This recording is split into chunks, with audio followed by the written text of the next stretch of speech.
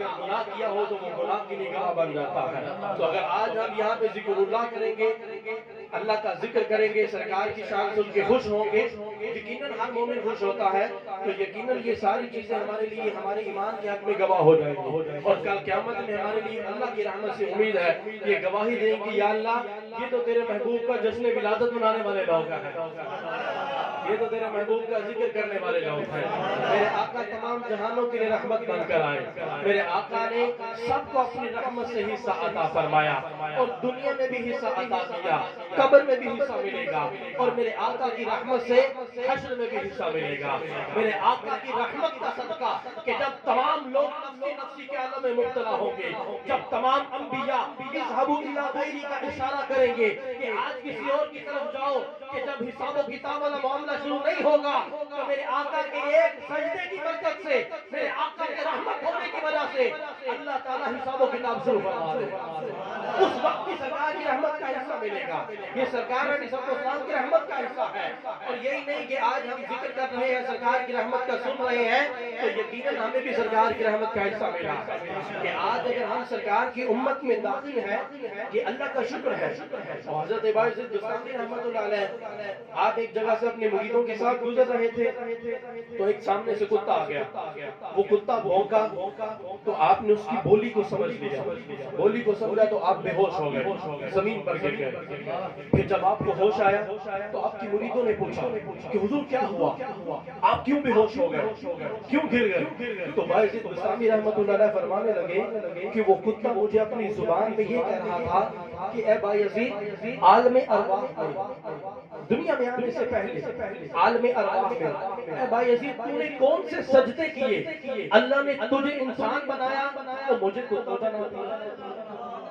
تو باعزت بستامی کہتا ہے میں اللہ کا شکر کرتے کرتے گیا. اس کی یہ بات سن کے یہ گیا کہ میں نے کون سے سجدے کیے، خود ہی اللہ نے کرم کیا، فضل کیا، انسان بنا دیا. تو ہم بھی غور کریں گے ہم نے عالم ارواح میں کتنے سجدے کیے کہ یا اللہ ہمیں اپنے نبی آخر الزمان کی امت میں پیدا کرنا. رسالہ قشیریہ کے اندر علامہ قشیری نے لکھا ہے کہ 70 سے زیادہ انبیاء وہ ہیں، 70 سے زیادہ انبیاء کی تعداد ہے کہ وہ جنہیں اللہ نے نبوت عطا کی، رسالت عطا کی. نبی کا مطلب معنی یہ ہے کہ اللہ کا خاص بندہ، کہ جسے اللہ نے اپنی نبوت عطا فرمائی ہو، رسالت عطا کی ہو، جو معصوم عن الخطا ہو، جو خطا نہیں کر سکتا، گناہ نہیں کر سکتا. وہ نبی، وہ رسول 70 سے زیادہ رب کی بارگاہ میں دعا کرتے رہے کہ یا اللہ ہم سے نبوت لے لے، اپنے آخری نبی کا ہمیں امتی بنا دے. ابھی یہ دعائیں کرتے ہیں، اللہ نے ہمیں بن مانگے عطا فرمایا. اللہ نے بن مانگے ہمیں سرکار کا امتی بنا دیا. کچھ لوگ کہتے ہیں ساری قسمت ہی ماری ہے، اور سرکار کا امتی ہے، قسمت کس طرح ہماری ہو سکتی ہے؟ وہی قسمت کیسے ہماری ہو سکتی ہے جو سرکار کا امتی ہے؟ فضل رب الاولا. اور کیا چاہیے مل گئے مصطفیٰ، اور کیا چاہیے؟ بھر کے جولی میری میرے سرکار نے مسکرا کے کہا اب مانگ اور کیا چاہیے. میرے آقا میرے سے قریب ہیں، ہم تو ان کی امت میں ہیں، ہم تو ان کے امتی ہیں. حضور علیہ السلام کے میرے آقا فتح مکہ میں، حضور علیہ السلام فتح مکہ کے موقع میں جب مکہ میں پہنچے تو آپ نے ایک غیر مسلم عورت تھی، اس کی دیوار کے ساتھ ٹیک لگا کر بیٹھ گئے، اور ساتھ میں ایک صحابی تھے، ان سے گفتگو کرنے لگے، بات چیت کرنے لگے. وہ غیر مسلم تھی، وہ سرکار علیہ السلام سے اس وقت نفرت کرتی تھی. اس نے کہا کہ میں نے محمد عربی کی گفتگو بھی نہیں سننی. اس نے فوراً دروازے کھڑکیاں بند کر دی، کہا کہ آواز بھی میرے کانوں میں نہ پڑے. ادھر سرکار علیہ السلام اپنے صحابی سے گفتگو فرما رہے ہیں، اتنے میں جبرائیل حاضر ہوا، عرض کرنے لگا کہ یا رسول اللہ آپ کا رب یہ فرماتا ہے کہ اللہ نے آپ کو یہ شان و عظمت عطا فرمائی ہے کہ جس کی دیوار سے آپ نے ٹیک لگائی ہے، اللہ یہ نہیں چاہتا کہ اسے جہنم میں بھیجے، آپ کی رحمت سے اسے حصہ ملے گا، اسے فائدہ پہنچے گا. آپ نے ٹیک لگائی، اس نے اپنے گھر کی دروازے کھڑکیاں بند کر دی، اللہ نے اس کے دل کی کھڑکی کو کھول دیا ہے. جیسے جبرائیل نے یہ عرض کیا، میرے آقا نے دیکھا کہ وہ غیر مسلم عورت اس نے دروازہ کھولا اور میرے آقا کے قدموں میں آگے کلمہ پڑھ کے مسلمان ہو گئے. اللہ نے فرمایا کہ یا میرے محبوب تم نے ٹیک لگائی، اسے ہم محروم نہیں رکھیں. اسے جہنم میں نہیں بھیجا جائے گا، اللہ نے اسے ایمان کی دولت عطا فرما دی، یہ میرے آقا کی رحمت کا حصہ ملا۔ اور آگے چلیے کہ حضور علیہ السلام کی رحمت سے کن کن کو حصہ ملا، کیسے کیسے حصہ ملا، کہ حضور علیہ السلام غلاموں کے حق میں کیسے رحیم تھے، کیسی شفقت فرمانے والے تھے، کیسی رحمت فرمانے والے تھے۔ اور فتاوی رضویہ شریف کے اندر تو بڑی پیاری بات لکھی ہے کہ عموماً آپ نے دیکھا ہو کہ بعض دفعہ بعض مواقع میں بندہ یہ غور و تفکر کرتا ہے، بندے کے کان بجنے لگتے ہیں۔ کبھی ایسا ہوا کہ کان بجنے لگے؟ کاٹنا کبھی نہیں رہا کسی نے؟ کبھی ایسا ہوا ہے کہ کان بجنے لگے بندہ کی یار کان بجنے لگے، آواز آ رہی ہے سمجھ نہیں آ رہی کہاں سے آ رہی ہے؟ فتاوی رضویہ شریف کے اندر میرے اعلیٰ حضرت نے لکھا ہے کہ یہ جو کان بجنے والا معاملہ ہے، گویا کہ سرکار علیہ السلام سب گنبد میں آج بھی میرے آقا اپنی امت کی بخشش کی دعا کرتے وہ آواز آ رہی ہوتے ہیں۔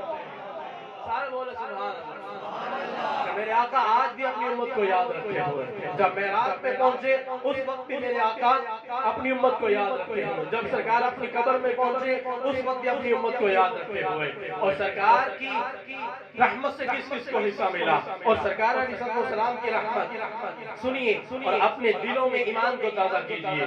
میرے حضور علیہ السلام صبح دن کے وقت جب آپ دروازہ کھول کے باہر آئے، دیکھا کہ ایک لونڈی کہ غلاموں کے حق میں، لونڈیوں کے حق میں سرکار کیسے رحیم ہے، کیسی شفقت فرمانے والے ہیں۔ ایک لونڈی تھی، اس نے آٹے کا تھیلا اٹھائے ہوئے تھا، اس نے پھر رکھ دیا اور تھک کر بیٹھ گئی۔ میرے آقا اس سے فرمانے لگے کیا ہوا؟ کہنے لگی کہ میں اپنے مالک کا آٹا لینے آئی تھی، اب میں تھک گئی ہوں اور تھک کے میں نے نیچے رکھ دیا، اور میں ڈر رہی ہوں کہ میں لیٹ بھی ہو گئی، وقت بھی گزر گیا ہے، اب مجھے ڈر ہے کہ میرا آقا مجھے غصے ہوگا، مجھے ڈانٹے گا، مجھے برا بھلا کہے گا۔ اب یہ دیکھیے میرے کریم آقا، میرے آقا کی شفقت، میرے آقا نے ارشاد فرمایا تو نہ گھبرا، یہ آٹے یا تھیلا مجھے دے، میں اپنے کندھوں پہ اٹھا لے۔ میرے آقا نے اس لونڈی کا وہ وزن، وہ بوجھ، وہ آٹا اپنے کندھوں پہ اٹھا اور لے کر چلے، اور وہ عیسائی تھا مالک جو تھا، وہ عیسائی تھا، نصرانی تھا۔ سرکار نے اس کے دروازے پہ دستک دی، اور جب باہر آیا تو کہنے لگا کہ محمد عربی، پہلے آپ کو اس محلے میں نہیں دیکھا، آج کیوں آئے؟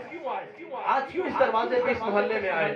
سرکار نے فرمایا کہ یہ تیری لونڈی ہے، یہ لیٹ ہو گئی، وزن نہیں اٹھا پا رہی تھی، اس لیے میں یہ وزن اٹھا کے تیرے دروازے پہ آیا ہوں۔ وہ کہنے لگا کافی دیر کھڑے ہو، وہ اندر گیا، جا کر تورات لے کر آیا، تورات لے کر آیا، اس نے تورات کو پڑھا، تورات کو پڑھ کر سرکار کو عرض کرنے لگا کہ آپ یہی کھڑے رہے، اپنے قبیلے والے بلا لیے، اپنے محلے کے لوگ اکٹھے کر لیے، اپنی برادری کے لوگ اکٹھے کر لیے، اور لوگوں کو اکٹھا کر کے کہنے لگا کہ دیکھو میں نے یہ تورات میں پڑھا ہے، اور پوچھنے لگا کہ مسلمانوں کے نبی بتائیے رات آپ کو معراج ہوئی، رات آپ اللہ کی بارگاہ میں پہنچے، سدرۃ المنتہا سے آگے گئے؟ میرے آقا نے ارشاد فرمایا بے شک مجھے رات معراج ہوئی ہے۔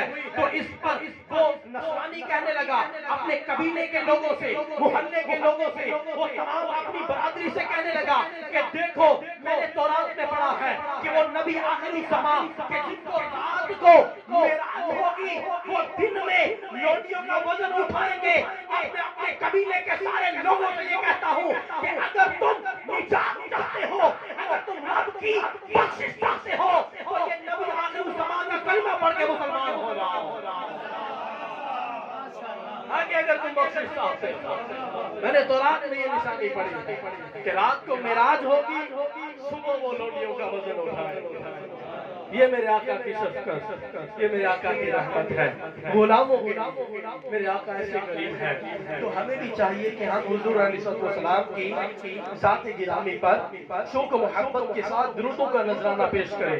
اب المیہ یہ ہے کہ ہمارے ہاں کتنے لوگ ہیں کہ جو روزانہ درود پاک پڑھتے ہیں پابندی کے ساتھ؟ کتنے لوگ؟ تو یہ تو وفا تو نہیں ہوئی نا۔ تو ہمیں چاہیے کہ جس طرح ہم روزانہ اپنا کام کاج کرتے ہیں تو روزانہ سرکار کی ذات پر درودوں کا نذرانہ بھی پیش کریں۔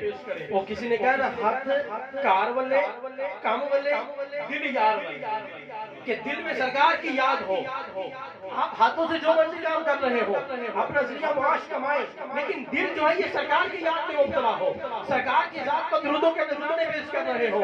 اور اگر اعلیٰ حضرت کی زبانی سناؤں تو میرے اعلیٰ حضرت تو کہتے ہیں کعبے کے بدر الدجا تم پہ کروڑوں درود، طیبہ کے شمس الضحیٰ تم پہ کروڑوں درود، کام وہ لے لیجئے تم کو جو راضی کرے، ٹھیک ہو نام رضا تم پہ کروڑوں درود، اور کوئی غیب کیا تم سے نہا ہو بلا جب نہ خدا ہی چھپا تم پہ کروڑوں درود۔ اور میرے اعلیٰ حضرت کہتے ہیں کہ اپنے سجدوں پہ ناز نہ کرنا، اپنی نمازوں پہ ناز نہ کرنا، اپنے روزوں پہ اپنی خیرات پہ ناز نہ کرنا، نہ کل اگر بخشے جاؤ گے، اگر جنت میں جاؤ گے تو میرے آقا کی رحمت کے صدقے میرے اعلیٰ حضرت کہتے ہیں شافع روزے جلا تم پہ کروڑوں درود۔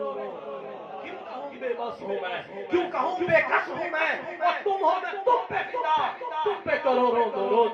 سینہ ہے داغ داغ کہہ دو کرے باغ باغ طیبہ سے آ کے سبا تم پہ کروڑوں درود۔ یہ میرے اعلیٰ حضرت جب درود کی بات آتی ہے تو کروڑوں کی بات کرتے ہیں۔ تو ہم اس محفل سے یہ پیغام لے کر جائیں کہ روزانہ سرکار کی ذات پہ کتنا درود پڑھنا ہے، جتنا ہو سکے۔ اور بعض علماء نے تو یہاں تک لکھا کہ روزانہ 313 مرتبہ تو لازمی پڑھیں، کم سے کم اتنا تو لازمی پڑھیں، زائد جتنا ہو سکے پڑھیں۔ اور میرے اعلیٰ حضرت فتاوی رضویہ شریف کے اندر لکھا کہ حضور علیہ السلام کی ذات گرامی کی رحمت ہے کہ ازل سے لے کر ابد تک، یعنی شروع سے لے کر ازل سے لے کر ابد تک جس کو بھی آسمانوں میں زمینوں میں جس کو بھی چھوٹی سے چھوٹی بڑی سے بڑی جو بھی نعمت ملی ہے یہ میرے آقا کا صدقہ ملا، میرے آقا کے صدقے سے ملی ہے۔ جس کو بھی جو ملا، پہلے کے جو تھے ان کو بھی جو ملا میرے آقا کے صدقے سے ملا۔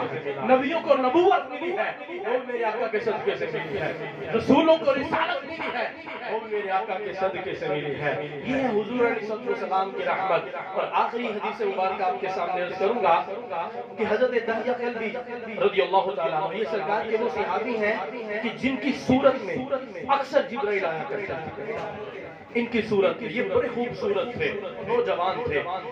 حضور کی بارگاہ میں ایک دن یہ بیٹھے ہوئے تھے، عرض کہنے لگے کہ یا رسول اللہ کیا آپ کا رب میرے پچھلے سارے گناہ معاف کر دے گا؟ سرکار علیہ السلام نے ارشاد فرمایا کہ ہاں میرا رب تمہارے سارے گناہ معاف کر دے گا۔ آپ عرض کرنے لگے کہ یا رسول اللہ میں نے 70 گھروں کی زمانہ جاہلیت میں 70 گھروں کی بیٹیوں کو زندہ دفن کیا، کیا آپ کا رب میرا گناہ معاف کر دے گا؟ میرے آقا نے فرمایا میرا رب تیرے گناہ معاف کر دے گا۔ پھر رونے لگے، کہنے لگے کہ یا رسول اللہ میرا ایک ایسا گناہ ہے مجھے لگتا ہے آپ کا رب وہ معاف نہیں کرے گا۔ میرے آقا نے فرمایا پوچھو بتاؤ کون سا گناہ ہے، کون سا جرم؟ حضرت دحیہ کلبی رضی اللہ تعالیٰ عنہ بتانے لگے کہ یا رسول اللہ زمانہ جاہلیت میں میری بیوی حاملہ تھی تو میں تجارت کے لیے سفر پر چلا گیا، تو میں اسے کہہ گیا کہ اگر بچے کی ولادت ہو، بیٹی ہو تو دفن کر دے، بیٹا ہو تو بچا لینا، رکھ لینا۔ کہتے میں سفر پر گیا، سفر سے واپس آیا، بیوی سے پوچھا بتاؤ کیا ہوا؟ کہنے لگی وہ بیٹی تھی میں نے دفن کر دی۔ کہتے میں نے کہا چلو میں نے درگزر کیا، سو گیا، میں صبح اٹھا تو صحن میں ایک بڑی پیاری بچی کھیل رہی تھی، بڑی خوبصورت بچی کھیل رہی تھی۔ میں نے پوچھا یہ کون ہے؟ میری بیوی کہنے لگی کہ یہ پڑوسن کی بیٹی ہے، صبح آ جاتی ہے کھیلنے کے لیے، شام کو اپنی ماں کے پاس چلی جاتی ہے۔ کہتے میں اس کا چہرہ دیکھ کے بڑا خوش ہوا، وہ بڑی خوبصورت تھی، بڑی پیاری تھی اور بڑی میٹھی میٹھی باتیں تھی۔ کہتے میں اس کے ساتھ رچ بس گیا، اسے میں باغ کی سیر کروانے کے لیے لے کر جاتا، بازار میں گھمانے کے لیے لے کر جاتا، میں اس کے ساتھ کھیلتا، اس سے باتیں کرتا۔ کہتے کہ کچھ دن گزرے، میری اس کے ساتھ محبت ہو گئی، دل لگ گیا میرا اس کے ساتھ، میں رچ بس گیا، اس کی محبت میرے دل میں آ گئی۔ کہتے ایک رات میں اپنی بیوی کو کہنے لگا کہ اے کاش ہماری بھی کوئی بیٹی ہوتی، ہماری نور نظر ہوتی، میں اسے لے کر باہر جاتا، اسے سیر کراتا، بازار میں لے کر جاتا، کھلونے خرید کے دیتا، تمہاری بیٹی کوئی نہیں۔ کہتے جب میری بیوی نے دیکھا کہ بیٹی کی محبت میں رچ بس گیا، اس کے دل میں بیٹی کی محبت آ گئی، تو بیوی کہنے لگی کہ یہ تمہاری بیٹی۔